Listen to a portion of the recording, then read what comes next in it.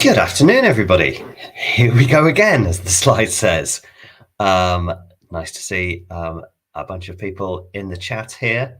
Good afternoon, everybody. Here we go again, as the slide says.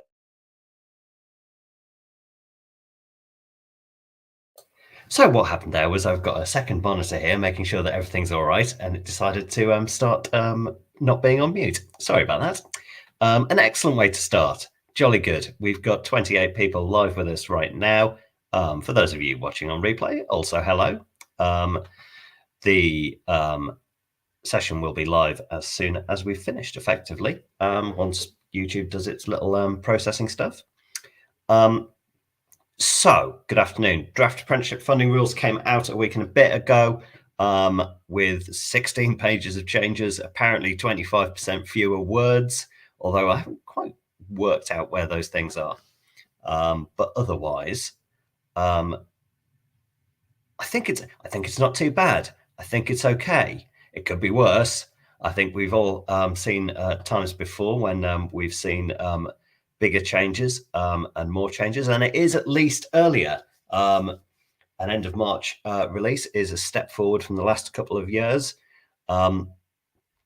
It is a bit of a pain to work out what's changed because they've changed the order of everything and everything looks a bit different. There's definitely been some changes to the wording, but what I haven't spotted is any massive changes that hadn't been kind of trailed. So here's what I think. I think we basically got three big things, along with a couple of kind of formatting changes. But I think these are the three big things. And by all means, if you are in the chat, if I have missed anything, shout at any point. As soon as your comments pop up on my little thing here, I can pop you onto the screen, and we can think about what it is we're talking about at that point. So I think the big thing is for our active learning, where this year we've been putting people on a break if they've not been active for 4 weeks, that this has been changed to calendar month. I mean, it's not great, is it? I mean, it's better. I think we can all agree it's better, but and particularly for those of you who are working with people in retail in particular, where we've got the kind of December, January thing. If they do something at the start of December, they don't have to do anything else till the end of January, which is a step forward from the 4-week thing. Again, I'm still not entirely convinced that it's the best way in terms of what an employer wants and what we want to deliver as providers. But it's certainly an understanding from the agency that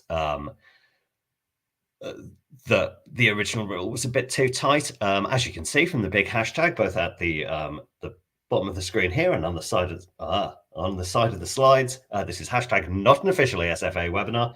These are all just my thoughts. Some of my thoughts are pretty good. Some of my thoughts are certainly open to interpretation. But I think the interesting thing about all of the break-in learning changes at the moment in this draft version is that everything talks about planned. All that stuff about actuals and replanning that was in last year, that's not there. I'm not sure if they mean this. We'll have to see what happens in version 1. But it's if all we have to do is plan something to happen at the start of December and something to happen at the end of January, but then, for example, that second planned thing doesn't happen until the first week in February, it's a little unclear. I mean, the advantage to last year's version was it was pretty flipping clear that a 4-week gap equals a break. At the moment, this feels a little bit like they've muddied the waters. I think that, again, the reduction in words is maybe having a thing on this. I'll sit here and say it right now. I'd prefer the rules to be twice as long as they are, because then they'd cover every eventuality. But chap from ESFA was absolutely aghast when I said that at the conference in November. But I think that we have to be careful on this calendar month. Do they mean planned when they say planned? I think we'll have to wait for version 1 for that. But I think that's clearly the big change to help us not have so many breaks for what is effectively, what I'd consider to be pointless reasons. At least if we're planning out our active learning to be, as I say, at the start of December and at the end of January, we know we're kind of within the rules, and we'll just have to see if planned turns into actual between now and V1. I've put paragraph numbers against all of these things. Hopefully, you're all sat there with your copy because copy of the draft rules, because there's going to be a lot of paragraph numbers. Second thing, which is a nice thing, and I know has been catching people out. We've now got 42 days to get an employer's signature on the apprenticeship agreement, which is nice because, I mean, come on, let those who have not fudged the odd date cast the first stone. The fact that that's kind of in writing now, that as long as it's signed within those first 6 weeks, it gives us plenty of opportunity to get that particular line manager to do the thing they're meant to have done without kind of completely meaning we have to take them off and start them 2 weeks later and all that kind of nonsense. We don't want any of that. And thirdly, obviously progress reviews were brought into the actual rules as an actual thing last year. And there's some flexibility on that again in terms of whether the employers or the third party in the progress review has to be actually definitely present, although the suggestion is that they should be in the main. But if you're in a situation where whatever happens, it still counts as a progress review if they're not there, and they can comment and make notes afterwards, which kind of makes a lot of sense. There's even more flex than that, in fact, and excuse us while we go to the actual rules, which are, here they are. Let's go down to 83. There's going to be a lot of up and down through this. Most of the rest of it's in order, but this first bit is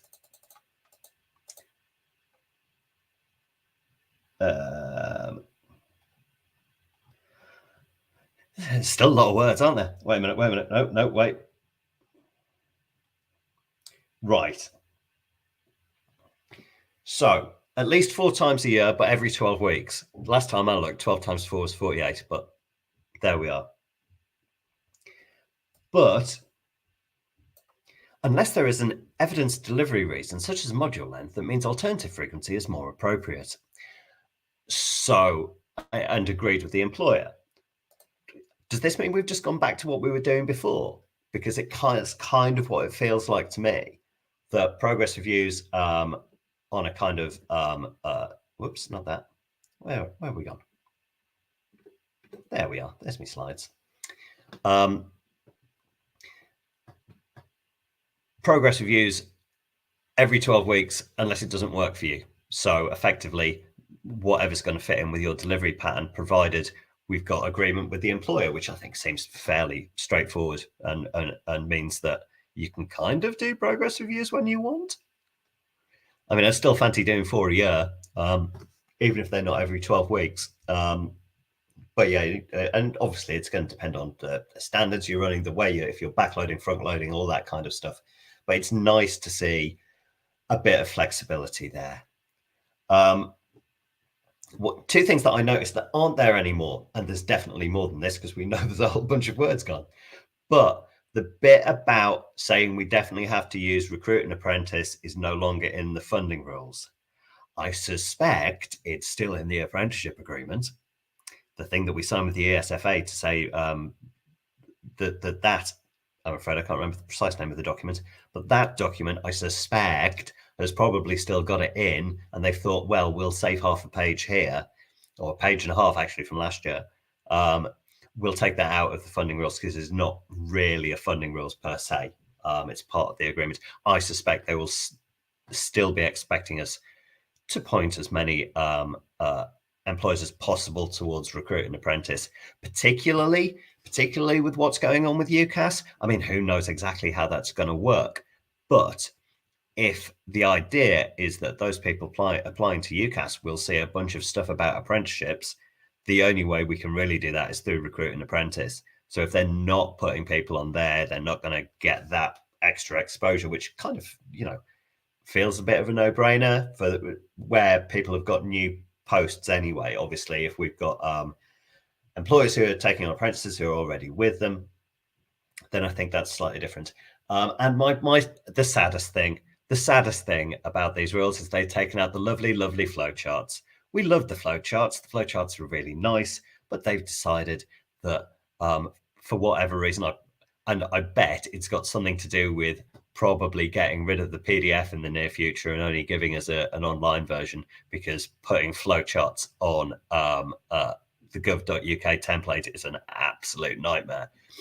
But they've taken the flowcharts out, which is a shame, because I think, particularly when we the one about people who finish early, that was really useful and told you precisely what to do. The breaking learning one obviously got a little less useful as breaks in learning became more kind of a way for them to get through the rules.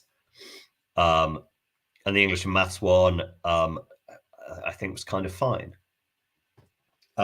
So effectively, those are what I think are the big things. There's a couple of kind of weird things that we'll talk about. Obviously, just doing a 10-minute. I'm not just doing a 10-minute thing. It's fine. There's a dozen slides here. So those, I think, are my big headline stuff. If you've only got 10 minutes, there you go. All the rest of it is kind of piddly stuff. So goodbye to some of you. But let's go on and talk about some of these little things. Again, I've done this basically in paragraph order. So let's see what we've got. Many little things. Turing scheme. If you've got apprentices, particularly degree apprenticeships, I'd imagine, although I know the Turing schemes for all different kinds of learners who are studying. If you've got learners who are doing Turing scheme as part of their apprenticeship, that doesn't count as double funding, even though it's kind of extra funding from a different bit of DFE. All the other rules about double funding remain the same. The same kind of exceptions for bits and bobs of adult education budget, particularly community learning, but not for any other kinds of loans or whether FE or HE. Be interesting to see where we go with the lifelong learning entitlement. Perhaps 2 or 3 years down the line, if people are doing something that's not work related but is funded through that, particularly because they're small bits of learning by definition, that could be quite interesting. Something that has, if I'd had one conversation with people about this, I've had an awful lot. Your learning support fund. So where you have a learner with a disability or learning difficulty and you are claiming extra funding, the further detailed assessment, so whether that's your dyslexia assessment, the other kinds of assessments that are usually one of the most expensive bits are it was in last year, hidden away in the evidence rules and in the ineligible funding bit. So it's nice to see them move it right into the middle and say, look, you can't have the money for this. You can only have your 150 quid a month for stuff you're actually delivering to the learners to help them complete their apprenticeship. 31.4, we need to apparently have actual monthly confirmation that the learning support fund is still needed. Here's the thing, right? If you've got a learner who's dyslexic, if you've got a learner who's deaf, if you've got a learner who's blind, chances are that's not going to change month on month, is it? Now, there may be months in which I'm not supporting them and then you don't need to claim any funding. Sure, fair enough. But they're not going to stop having that need. I don't know why this is a thing. I don't think we know it's underclaimed. We know that Learning Support Fund, although it's increasing number of apprentices are accessing it, and all for the good. That is what it is there for. But I don't think we've come across any big things of people claiming money they shouldn't be, not in any kind of meaningful level. So this just seems, slightly bureaucratic. It will certainly be going on my list as, why are we doing this? Why? What are we gaining by ticking a box every month to say that they still need it? Not new, and this is something that's come up with a particular client of mine who, again, is starting to engage with the Learning Support Fund because they have some learners who need help.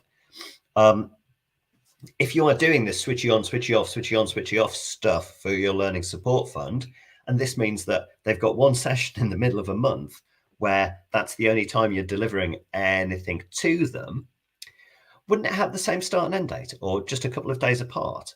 And therefore, wouldn't it not cross the month end? And if it doesn't cross the month end, then it wouldn't generate the 150 quid, would it? Now, in the AEB rules, it's clear where this is a thing that happens that you put it all in the EAS. And one day I'll remember what EAS stands for. The thing where we claim the extra money on top of the 150 quid.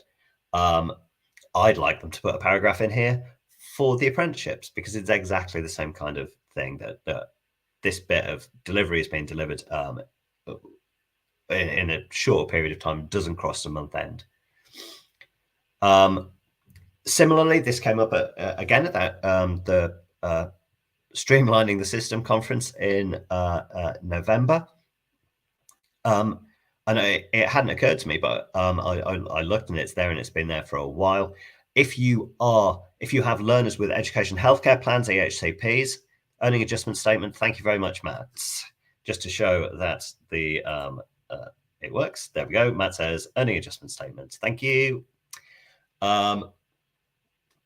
If you've got a learner with an education healthcare plan and you want to get the exemption to put them onto E3 English and Maths instead of level 1 or level 2 as appropriate, it needs to be sorted out in the first 8 weeks, which just hadn't occurred to me. You know, I've not been with a provider who'd had any learners in that situation where they want that thing.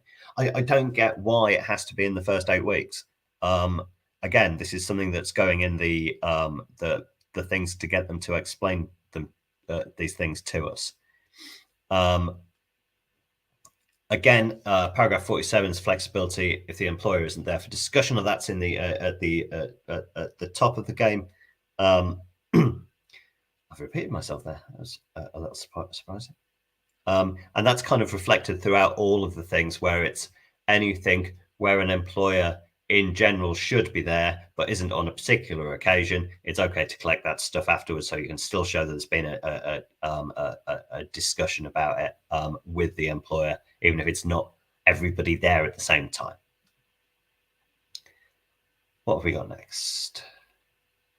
So, wages. They've added this thing in, which I understand.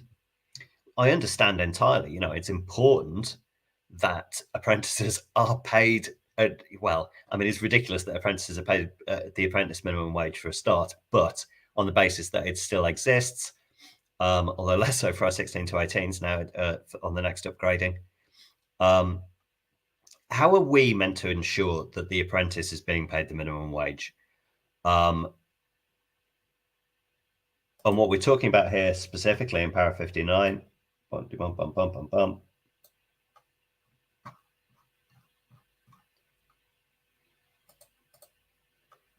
here we are. If an employer does not pay an apprentice a lawful wage, the individual is ineligible to receive apprenticeship funding. What I know about employers who don't pay the minimum wage is that these people don't get caught, or if they do get caught, they don't get caught for years. Are they suggesting that in a situation where an employer was subsequently prosecuted for not paying a lawful wage, that we would have the funding taken back 2-3 years later? I mean, it seems a little unlikely. As far as I can see, and maybe I'm missing something a bit obvious here, but the only way that they can actively do this is by going and auditing employers. And I don't think the ESFA really don't have the resource. Clearly, we all know that. We all know that they're down to their absolute skin and bones. But how else are they going to know? it's a bit weird. It's a bit like that PAYE scheme thing they put in last year, where it's you need to make sure that they definitely are. We can't really do it. So I suspect again that this is the sort of thing that is nice in theory and very important in terms of our apprentices being paid properly, but also not something we can do a lot about. At which point, what's it here for? So we'll see. We'll see. Moving on to duration, and this is just a typo and it'll go away. But on para 65 in the big box, they don't mean 12 months there, because that implies that anybody who's part-time only needs to do 12 months. Once we get down to the actual meat of it, it continues to talk about the same rules that we've had forever in terms of extending the duration, the minimum duration for learners who are on fewer than 30 hours a week. So I think that's just a little thing, effectively a typo, for want of a better word. So let's not suddenly all suggest to anybody that part-time learners only need to do 12 months. I don't think that's right at all. What else have we got? This annoys me. They snuck this in at version 1 last year, if you'll recall, everybody, and I'm sure the vast majority of you do. It wasn't in the draft version that we were asked to comment on. They just popped it into version 1, and they've decided that revision is ineligible because, as far as they're concerned, revision isn't learning anything new. Here's my line on it. If you're revising it, you ain't learned it yet. If you already knew it, you wouldn't have any need to revise it. It's pedagogically illiterate is what it is. It's the fact that it doesn't make any sense. I don't know who had this bright idea, but go and talk to your teaching friends. Go talk to your I'm sure some of you here are teachers. I am not a teacher. I apologize if I'm kind of getting a bit carried away about this, but it seems ridiculous to me that where we're talking about a consolidation of learning, about checking understanding of what it is that you've been taught in the classroom, that those hours aren't countable as part of on the job, when writing an essay is. What else is writing an essay? That's just regurgitating the stuff you've already learned, isn't it? You're not learning anything new when you're writing an essay, are you? Please, when you're writing and I've got the email address at the end, we've got a fortnight to do it. When you are writing your response, I think we are well within our rights to say, hold on, what's this revision stuff about? It doesn't make any sense, because if we don't, it'll just stay there. And all that will happen is that the word revision will never appear on an off-the-job log. People will still be revising and claiming the hours for it. We'll just come up with new and exciting euphemisms to describe. Please use the chat to come up with your favorite euphemism for revision. That's the worst ranty bit, I think. But yes, if you have any good euphemisms for the stuff that people are doing, that means that we can continue to help them consolidate and understand their learning, then please, by all means, let's get them shared around. I won't even put you on the screen. I'll just read them out. So, couple of little things here. 69.2 says it in very clear letters that when we're doing our off-the-job calculation, it's purely the 28 days statutory leave. It's not the employee's leave entitlement. Let those who have not been caught out by this once or twice cast the first stone. It's very kind of clear here. I think particularly now that we've moved to the 6 hours a week from the kind of variable numbers of OTJ based on contracted hours, that it makes more sense that we're only using statutory leave for it. Para 69.3, I've just got the fear. 6 times 46, 6 hours a week times 46.4 weeks is 278.4 hours, not 278 as it says. I'm sure it's fine. Don't put your learners on 278 OTJ though. Put them on 279 if you're running that things that short. And I don't think many of us are these years. A suggestion of overlearning for revision. Not quite sure. Not quite sure. Anyway, like I say, it just gives me the fear that if you put 278 in, an auditor's going to come and say, well, that's not 6 hours a week times 46.4 weeks. Improvement of continued learning. I like that one. I like that one. We'll keep that. Para 74.2 is another one of these funky new bits. Let's go down to 74.2.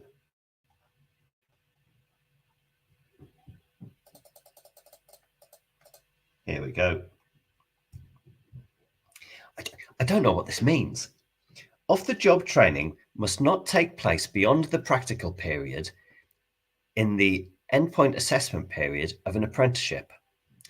But if somebody's gone to Gateway, then we know that people who have gone to Gateway are still doing stuff, right? But it's not off-the-job training because we've signed off the Gateway form to say they've completed all the off-the-job training and they are now competent to go forward to endpoint assessment. I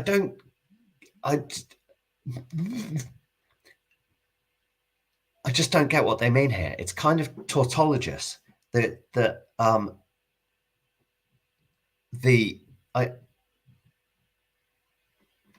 think what they mean, but because in order to sign off that Gateway form, right, we've got to say that the learner's done their 20%. If we've signed that off to say they've definitely done it, then anything that happens after that, what's the point in counting it towards the OTJ calculation? Because they must already be at 20%. Otherwise, we couldn't do the Gateway form. Funny one. There's always learners who are past their planned practical end who are still doing OTJ because they haven't gone to Gateway yet, but that's fine. That's how it works. Darren suggests it must have come off the back of audits, but I don't see. You're probably right, Darren, but I still don't get why people were including hours after Gateway if the learner had already hit 20%, which they must have in order to sign off the Gateway form. Or is it that because there's no actual check on that Gateway form and it's an honesty decision declaration that people have gone, oh heck, they need another 10 hours and done another 10 hours. Maybe it's that. I'm sure the 82 people watching this right now, none of us would do anything quite so silly. Matt suggests because they got the calculation wrong in the first place. Sure. Again, let those who have got every apprenticeship calculation correct over the last 5 years cast the first stone. Yeah, it could be those things. But again, I think and hope that Jordan asks, are they saying about people trying to log EPA prep? I guess, because I know there's been talk of that as well. But, we get paid for that when we get the completion payment. It feels more likely that they've suddenly discovered that somebody's behind the OTJ they thought they had, so they've delivered a bunch of extra stuff after Gateway date. So I think, and, this is something that I hope is kind of common practice, that we are properly checking those hours and that they are eligible and that they add up to the right number and we started with the right number anyway. And also that we're not delivering at 20%, that we're delivering at 21, 22, 23%. Surely easier now, people are only doing 6 hours a week.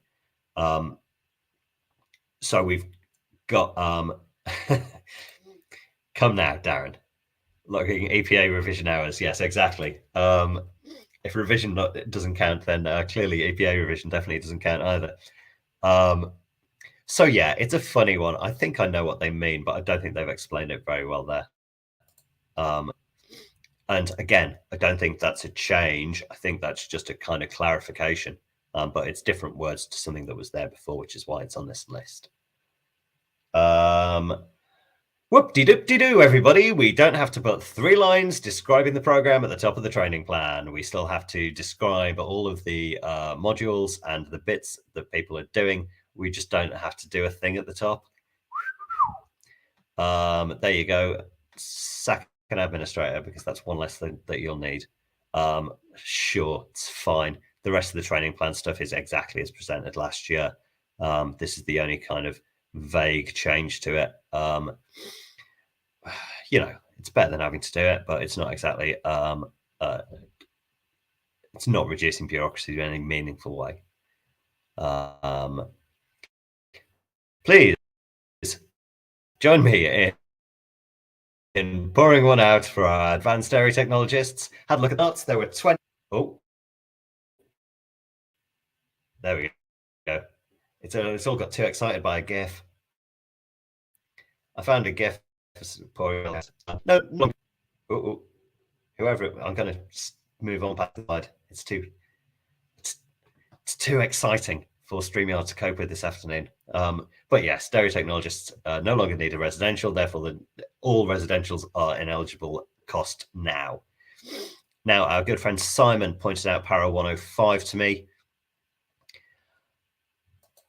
And I'm very confused about how this would work in practice.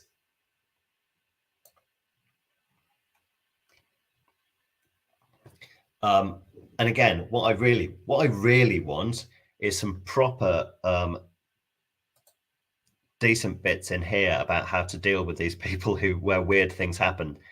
Those of you who are on communities frequently will know the ones that I'm talking about, but particularly stuff about changing employer after they've gone to Gateway. If that question's come up once in the last year, it's come up 20 times. So, where an apprentice has changed employer after they've reached Gateway, including where the new job role is not related to the apprenticeship, they may complete the endpoint assessment in agreement with the EPAO and the provider that it can be satisfactorily taken and paid for. And this, I think, is the fun bit. Now, clearly, this is designed to improve achievement rates, where you've got people who've gone to Gateway who've dropped out because they've changed jobs. That's an annoying way to end up with a withdrawal, right? So clearly, this is one of another wizard wheeze to help us improve achievement rates. I'm surprised there aren't more in here. And who knows, we might yet, if we ever get the QAR technical specification, there might yet be other ones. So we've got an apprentice here. They've gone to Gateway. They've left the job they were in and moved to a different job, possibly a better job. One would hope so.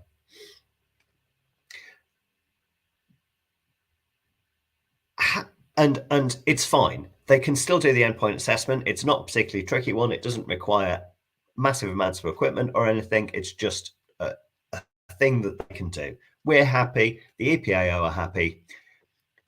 But their new employer, it's not an apprentice. So their new employer is not going to be on the apprenticeship service, surely. And if they're not on the apprenticeship service, where's the completion payment coming from? Because these aren't people who've been made redundant. So the redundancy rules don't apply. There's nothing here suggesting that ASFA would give us the completion payment for these learners.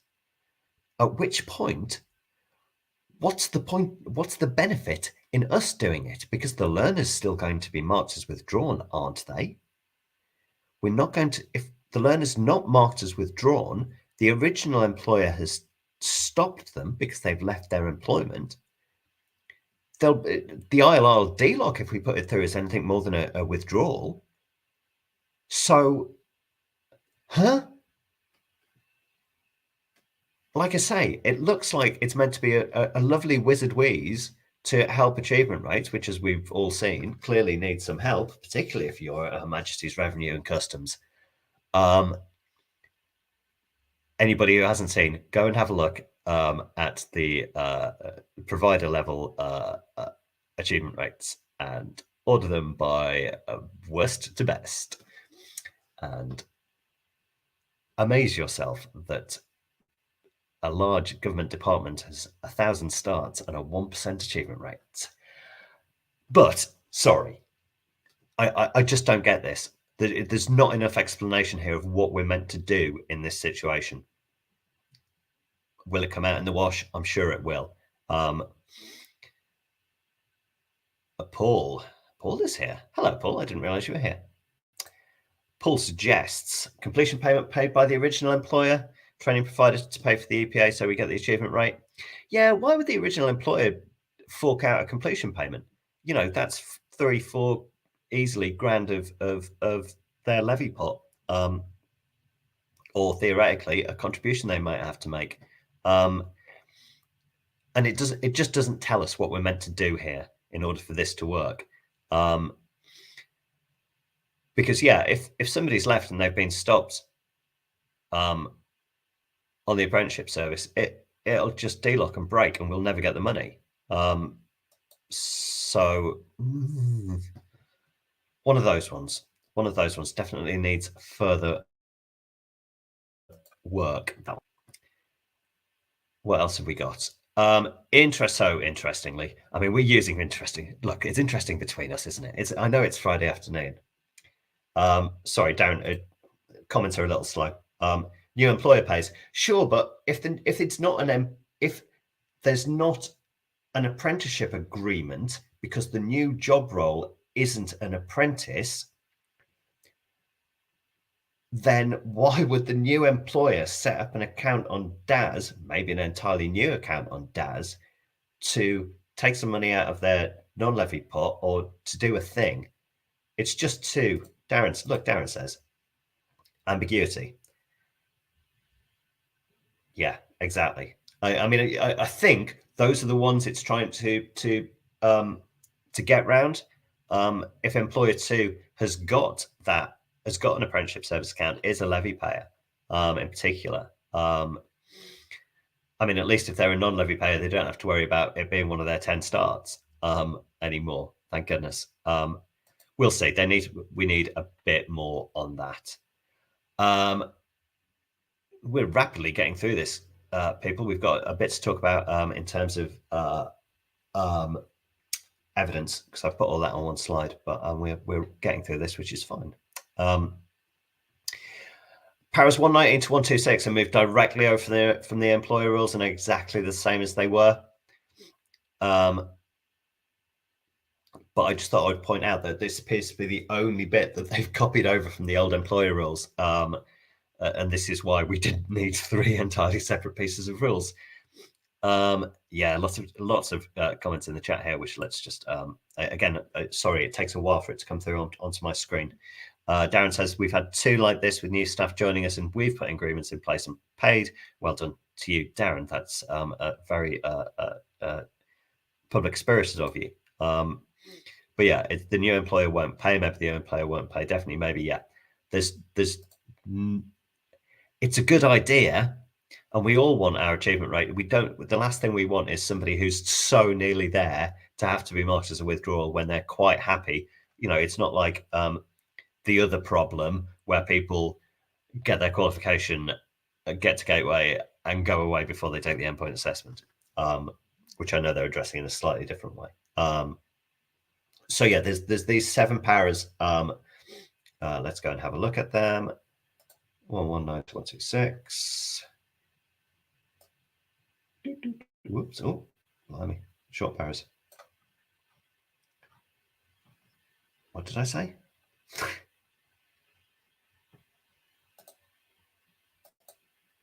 119. Cool.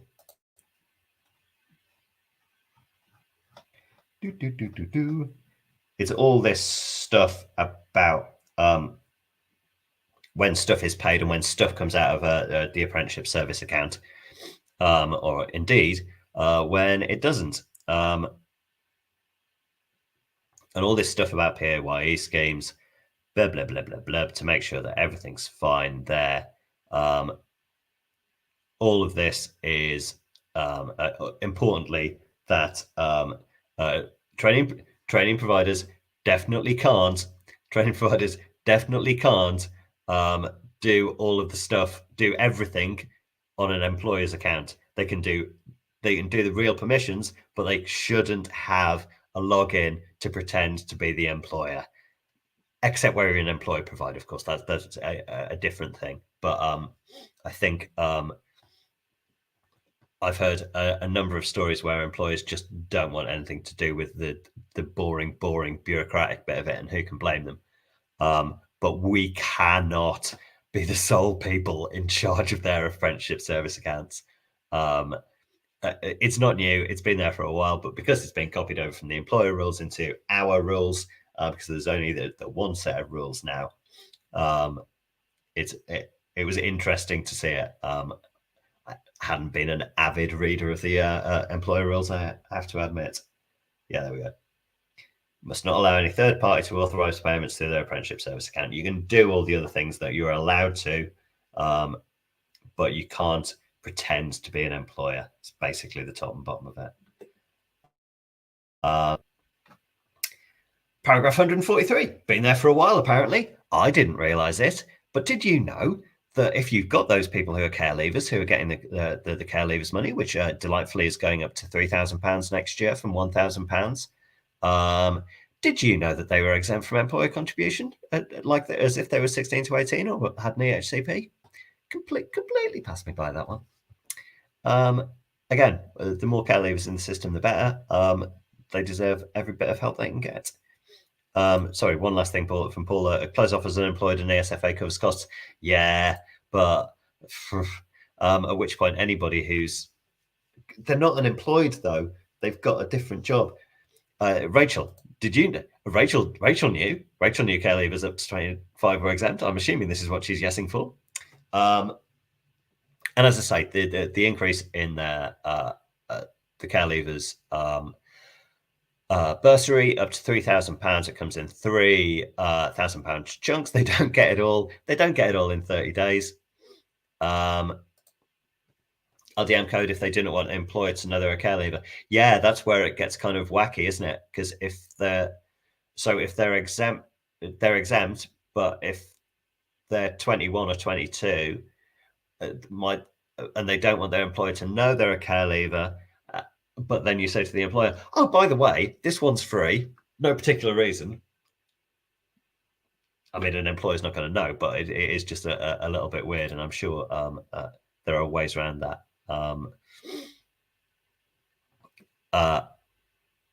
Sorry, yes. So the care leaver payment comes in 3 chunks. They don't get three grand after 1 month on program. It's split up across the first year. Again, they've sort of removed the onus on us making sure that they've not had it before. If they have a bit of it somewhere, they can have the rest of it somewhere else if they do drop out. But yeah, it's a nice change for the actual money for the care leavers there. My favorite eligibility, as everybody knows, is my favorite thing. Annex A looks pretty different to last year's, but what it does look like is the adult education budget one. They're both laid out in exactly the same way, with only minor tweaks. Talk to me later about stateless people. But we've been through it with a relatively fine-tooth comb. I think there's a change to one of the Ukrainian things, the names of the Ukrainian schemes. But otherwise, the eligibility of different groups of learners, and hello to all my friends on communities who ask lots of questions about eligibility of different groups of learners, remains the same. There's one interesting thing. If you're not an avid reader of the depth of communities and wondering why this thread keeps on popping up every 6 months, we got some conflicting advice as to whether learners who are on a graduate visa, so who are legally in the country and are on a work visa, not on a study visa, whether they could count their 3 years on a degree before that, which is what the majority of them will have had on tier 4 visas, whether that counted as ordinarily resident. And I kept on saying, yeah, but as is my want, to the point where we got a very, very snooty reply saying, look, it doesn't count, all right? I'm paraphrasing, but if you've got people on graduate visas, they're 3 years, any time they've spent on a tier 4 visa before moving on to a graduate visa doesn't count as ordinarily resident for this purpose of accessing apprenticeship funding. He says, choosing his words very carefully, because I believe it counts as ordinarily resident in almost every other case. But they have decided, and obviously the email wasn't signed, so I can't tell you who has decided it, but they have decided that somebody who is studying is not on a tier 4 visa or an overseas study visa is not considered to be ordinarily resident for where we're counting the 3 years before they start their apprenticeship. Anybody on any other kind of visa who happens to have been studying, yes.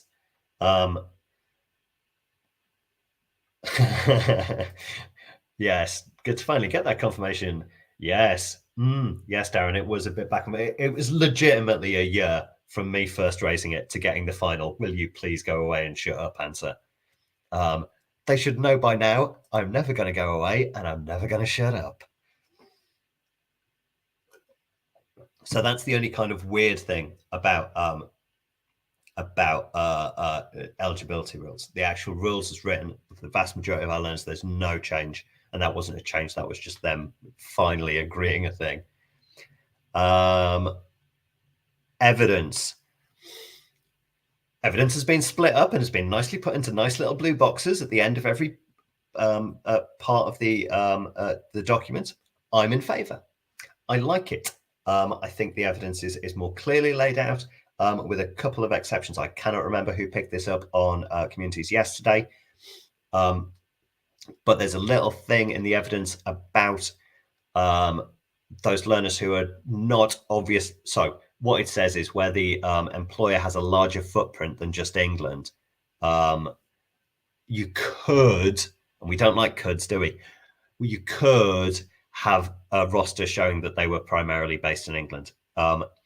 I think that if you are working with Tesco, other cross-border supermarkets are available, and you have a team leader in a Tesco Metro in Kent, that it's probably okay that they are definitely 100% in England because they're not moving from store to store. I think we wouldn't need any further evidence than that. I think it's only where you know that people are definitely being in Scotland or Wales that you want that further evidence to show that they're over 50%. But we don't like coulds. Make it a would, make it a must, or give more examples. But coulds, we don't like coulds. Auditors hate them. Because it's like, well, we ain't got it because it doesn't say we must. We all know this.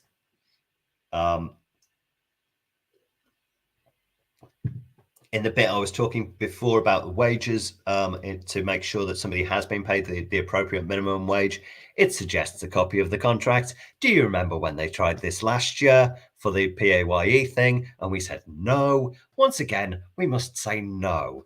They are determined, seemingly, for some reason, that us having a copy or at least seeing a copy of the apprentice's contract rather than just getting the employer to sign a thing saying they're definitely doing what they should be is a better way of doing things. This is clearly wrong. Nobody wants to go back to holding copies of contracts. There's a squillion reasons why it's a bad idea, but it's just a bad idea. Similarly, the next bit below that is about how can we prove that the employer hasn't paid the wrong wage before they've started? It's trying to prove a negative, which, as we know, is very difficult to do. The other thing about the care leavers bursary in the evidence pack, last year it says they need to confirm that they've received it. This year it says we need a signed confirmation. Very interesting differences in words. Again, put it in your response. Say, why does it have to be signed now? What was wrong? Why can't it not just be a confirmation? particularly as they're going the other way on some of the other things. The 42 days for the employer to sign it properly relies on what they're calling a virtual agreement beforehand. I don't think virtual is the right word. Not since we've been able to use electronic signatures for 15 years. I think that's me.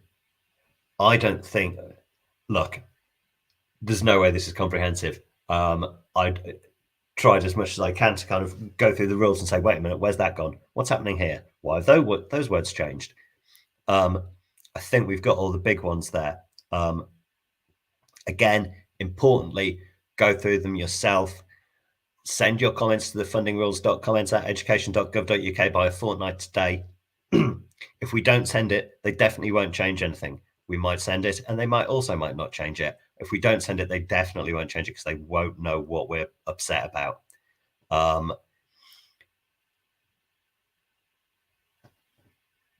Anybody in the comments got anything they were expecting to hear me talk about which I have not talked? Otherwise, like and subscribe, as they say on those kind of YouTube videos. And this is kind of one of those YouTube videos these days. It's just even more niche than most of the other ones. If you've not given up Twitter yet, I'm still on there. I'll never give it up. They'll have to pry it out of my cold dead hands. At Steve Hewitt MIS. I'm on LinkedIn. I imagine I'm probably going to be the Steve Hewitt that comes up at the top. If you're not already following, connected to me, please by all means reach out. You will see me on communities. Those of you at colleges will see me on CMIS. I'm around. It's always a delight to work with new people. Always got a bit of space in my diary for new people to work with, at least for the time being. And I think at that point at 14:52 on a Friday afternoon, I think that's probably enough from me. Thank you very much, everybody. Again, get in touch if there's anything you think I've missed, if there's anything that we've not covered. Most importantly, hashtag not unofficially SFA webinar. Lovely to see you all, and I hope to see you all soon. Bye.